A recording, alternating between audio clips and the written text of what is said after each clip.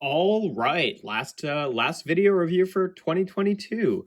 Today we are going to be taking a look at Transformers Studio Series 86 Rumble Blue. That's right. They're taking a stance here. This is Rumble and he is blue, which makes sense for the Studio Series 86 line because they're going for screen accuracy as opposed to like homaging the original toys. And in the show, Rumble was always the blue one and wasn't really the kind of like darker blue color scheme of the Frenzy toy, but was more this kind of like lilac-y purple and light blue color scheme, kind of a periwinkle. And yeah, no, he looks pretty good in his little cassette mode. This is not like a whole lot different from the previous versions of the Rumble Frenzy mold that we've gotten. It just comes with a few extra things, and right off the bat, like this is kind of the thing that I have the most hesitation about with this figure is that I don't know that it really gets up to core class price. Like comparing it to other core class figures, like you're basically getting a slightly upgraded kind of Micromaster, because that's how the Rumble Frenzy mold was sold in Siege, with a few more joints and a few more like moving parts and then a couple more accessories. But I don't know that it comes with quite enough to really justify being in the core class, like because you're basically it is a pretty small package, all things considered. And don't get me wrong, this is the size I'd like him to be. I'd like it to actually fit with the previous versions of Soundwave that we've gotten recently, but I just think that he should have come with a bit more stuff, or like maybe these could have worked a little bit better. I don't know, but we'll get into it. Obviously, the weapons and the little pile drivers here being the main things that he come with don't really have anywhere to go in his alt mode, because there was really just no conceivable way that they could actually fold up the pile drivers and then still have him be this small to fit in Soundwave's chest. So I get it. I do kind of wish that there was something more to do with these. They are just cast one solid piece in plastic, so there's not even like a compression joint on the pile drivers themselves. They're just kind of hollow, and then the light blue is painted. And I kind of wish that they could at least do that. I also wish that they maybe had somewhere to go. Like obviously they can't store anywhere on Rumble himself, but maybe if they had somewhere to go on Soundwave. But as it is, it's like you're just supposed to kind of put them off to the side. The only thing you can really do is you can take these little guns, which I do think, there could have possibly been some way to actually incorporate these into it. Maybe not, as good looking ones, because these are pretty accurate to his original guns. But I don't know. I do sort of wish that there was, some attempt to integrate these. But the only thing you can really do with this stuff is just like tab these onto the pile drivers themselves here. And honestly, it's kind of a loose connection. Like it's not going to fall off. It just doesn't really feel like super tight in there. And you could do that to, I guess, store those. I wish you could at least maybe tab these together, so at least it could be just like one solid package rather than just these two pile drivers with the guns on them. But what can you do? It's nice that he has this stuff, but I do wish there was more of an attempt to actually like meaningfully integrate it into the figure, at least. Obviously I don't expect them, like I said, to fold up the pile drivers for cassette mode, but something. I don't know. Maybe these could have folded up into their own separate cassette or something. I don't know. Just spitballing here, but whatever. Either way, he's a pretty typical little cassette guy here. He is actually pretty complete, unlike some of the Siege ones, so that's nice.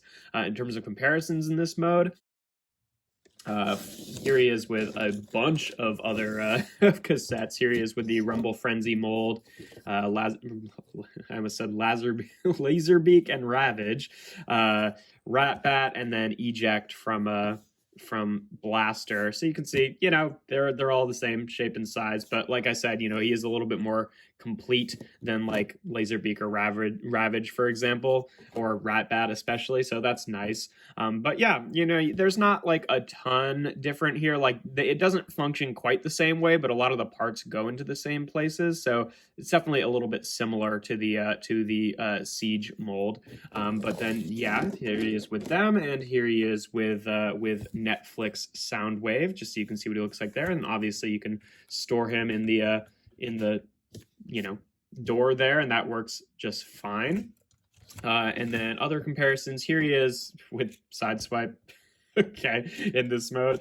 Here he is with Core Class Soundwave for another Core Class comparison. You can see this is, you know, I don't know. I mean that these things really add up to that. I mean, it's maybe close, but in robot mode especially, I think that, like you're not really getting nearly as much mass with these things than with this, and it's not like you're getting a significant amount more moving parts or anything. Maybe there's more paint. I don't know, but I just wish he came with more to actually justify the core class pricing, frankly. But whatever. But yeah, in terms of transformation, obviously we just put these off to the side. Very simple. A little bit more complex than the Siege ones, thankfully, but you just want to take these sections here, and unlike the Siege ones, which folded up like that, with this section being the knee, this actually kind of double hinges up like this and then unfolds like that to be the leg, and then you rotate it forward at the knee, and then he actually does have a little flip out foot here, which is nice. You can just do that on both sides. Then the arms are kind of similar to the Siege one, although the Siege one had the head in here, whereas the head folds away on him, so the arms get to be a bit longer because of that, but they fold out here on these double hinges, and then you actually fold out the hand, just like that. And then the head you just grab from behind and rotate it up and then rotate it around. And there you have Rumble in his base robot mode. And yeah, I think he looks pretty good. I think proportions look good. I think the paint looks good. I like that the colors that they chose, because like they didn't make it too purpley, because like a lot of people, interpret the color that Rumble is in the show as just being straight up purple. But I like that it's kind of like a mix between purple and blue. It does feel pretty accurate. It's got a nice little head sculpt there, which again, similar to the Siege one, but not the same, and looks pretty nice there. Now, in terms of his weapons, obviously you can take the little blasters off here, and to be the most accurate to how he was in the show, you can plug them into his back just like that, and I think that's a pretty good look, though again, I wish that they had something to do in any regard in the other mode. I mean, honestly, like, I get it, because it does sort of feel like, they would have had to engineer that into Soundwave and really plan ahead. But I do wish maybe there was somewhere where they could where these could be like batteries, right? Like the actual battery guns that Soundwave comes with, and actually plug onto the back here in some regard next to his other weapons. But and same with those, I wish that there was just somewhere for those to slot onto Soundwave. But and how you're supposed to use the pile drivers is you're supposed to take his arms and kind of rotate them up like this, and then rotate the hands back into the arm there, and then basically just the little forearm there will slot into the cavity on the pile drivers just like that. And I think that works well enough as a look there. To actually get them on the ground, you do kind of have to bend his knees up a little bit and get it like that. But I think that works pretty well. I think that looks good. Again, I do wish that the pile drivers actually worked, because I don't know. It feels like there's so little in this package that doesn't seem like a big ask, but I don't know. But yeah, I think that looks pretty good. And then obviously, I mean, I do sort of wish maybe you could peg these onto his back or something when he's not using them, but it's one of those things where it's just like, okay, they're giving us something that is show accurate, but in reality, the thing that happened in the show with the pile drivers and possibly folding out of his arms and being the same size as he is just really couldn't work into a toy, especially one that scales with other generations figures, because where would these go? How would these? So I get it, but I do think that they could have been a little bit better if they actually functioned. But yeah, in terms of articulation, the head is on a ball joint, so you can rotate around. You get a little bit of wiggle back and forth, and you can look up a little bit because it folds back for transformation, which is nice when you have him in that kind of pile driver pose there, so you can look up a little bit. The arms, the shoulders are on this transformation joint, which can swivel up and down, then also a ball joint at the shoulder. Now, the biggest bummer, I think, for me for this guy is that he still doesn't have elbows. I get it with how they did it, because the hand folds in there and there's just really not room for an elbow joint, but I wish that they had maybe tried to do that slightly differently. I wouldn't have minded if the hands were molded in place and then they gave him ball joint elbows like they did with Eject. I don't know. Again, just feels like if I'm paying a full core class price point for a Micromaster size figure, I'd like it to be better, which it is. It is better than the siege ones, but that was a real bummer to me that he doesn't have any elbows, and then the hands can only fold in, nothing at the waist. The hips can go forward and back and out to the side. He's got a ball joint at the knee, which gives him a thigh swivel and a pretty deep knee bend there, and then the feet can tilt up for transformation, which is actually pretty useful for getting him in that pile driver pose there. So yeah, aside from the elbows, I think he's pretty decently articulated for a figure of this size.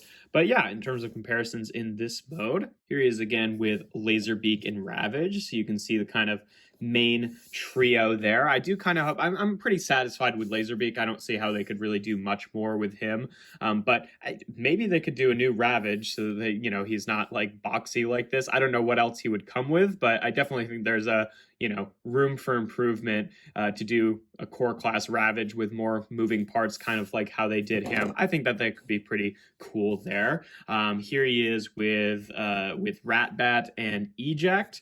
You can see, he's a little bit taller than Eject, but I don't know. It's kind of funny just because like I sort of still prefer Eject just for the fact that he has elbows, even though he's just like a pack-in accessory figure as opposed to like a core class figure that costs $10. So yeah, whatever. And then here he is again with Rumble and Frenzy from Siege. Mine have stickers on them, so don't take that as an indication that like this is how they look paint wise. But yeah, you can see he's a bit taller than they are, like I said, and I think honestly just having the fold out feet makes a huge difference. Like even if I haven't really decided if I want to display him with these or not, because like usually when accessories don't have anywhere to go in the alt mode, I just put them in a box and forget about them. But is I think he still looks better than them with or without those, but obviously to be the most accurate you'd keep those on. But it's nice that they actually kind of fit in with each other as well, so that while we're waiting for the Studio Series 86 Frenzy, we can still use this version to kind of fit in on the shelf together. But yeah, that's what he looks like with them. Here he is with core class Soundwave. Just so you can see what I'm talking about here is I don't know that this really gets up to core class. Like he's about half the height of Soundwave, and then like even if you're bringing on the pile drivers here, like yeah, that adds more plastic, but like are we, he's not just half the height, he's also half as thin. So are we really getting up to core class here? I guess it's close. I think that honestly they could have at least worked it in so that these could, compress to give them a few more moving parts, and that would feel a little bit better. But I don't know. It's just weird to have sections on this that feel like they cheaped out when the whole thing already feels like kind of a stretch for the price class that they're in. So I don't know, but that's what he looks like with Soundwave, and here's what he looks like with Soundwave. Just so you can see with how they actually look together, the proper scale there. I think that looks pretty good. And then we'll put in Sideswipe here just for another standard size comparison. But yeah, that's pretty much all there is to him. He's kind of a mixed bag. I think that he looks really good. I wish that he had elbows. I wish that the pile driver moved, or I wish that that came with extra stuff. It would have been great if they had just put some tab or something on here that could just plug onto some empty space on Soundwave. Like there's plenty of little places that you could latch onto if you're really trying to, but if I also get that they probably don't want to advertise that he works out with a figure that is exclusive to Walmart and a lot of people had a hard time finding. But he shares a lot of parts with the Siege one too, so I feel like there could have been something worked out. But yeah, there's just, I don't know, he doesn't do anything that's like overly impressive. He does look better than the old one, but like enough better to be worth like basically double the price, I guess, because these guys I think we're in kind of the same price slot as core class, but it came with two of them. So I don't know. I mean, I like that they're doing this and giving them more joints, and then also making it so they could still fit in Siege or Netflix Soundwave. But I just wish that they did a little bit more to kind of punch up the total package there to be more worth its price. It's kind of like when we got the Bumblebee movie Ravage. Like, great figure, didn't come with enough to be worth the core class price. I don't know. But then again, it's only like $10 to $12 depending on where you are. So I guess it's not that big a deal, but I don't know. Just feels like they could have put a little bit more in with this. But either way, that's going to be it for the review. If you enjoy my videos, make sure to leave a like and consider subscribing. I do reviews every Tuesday, Thursday, and Sunday. And without further ado, here we have Transformers Studio Series 86 Rumble. And yeah, have a good rest of the year. I'll see you again on the 1st of January with a new video. But yeah, have a good year. Happy New Year.